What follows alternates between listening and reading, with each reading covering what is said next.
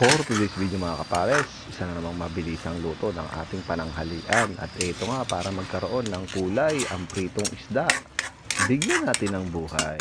At di na nga kailangang mag-isa, kaya sa kawali ay nilagay ko na nga yung ating kalabasa, pati na rin yung sitaw. At naglagay na nga rin tayo dyan ng sibuyas, pati na rin ang luya. At saka ko naman nilagay yung ating natirang pritong tilapia na sa tulad kong nagmamadaling magluto na papasok ng trabaho ay mabilisan nga ang mga luto natin. At hindi mo na nga kailangang ma-stress pa sa pagluluto ay nilagay ko na nga yung ating siling green, pati na rin yung ating pechay. At saka ko na nilagay yung ating kakanggata. Ganun lang po kasimple mga kapares. At maglagay na nga rin tayo dyan ng panimpla nating patis.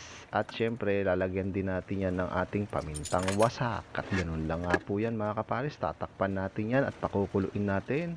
At ganoon nga lang po yung kadali mga kapares. Pagkakulo ay binaliktad lang naman natin yan para naman yung kabilaan. At pahinaan mo nga lang yan at pwede mo na nga siyang iwanan. At syempre matapos na ang ilang minuto. At ito na nga mga kapares. Luto na nga yung ating mga gulay at may goodness. Mga tayon.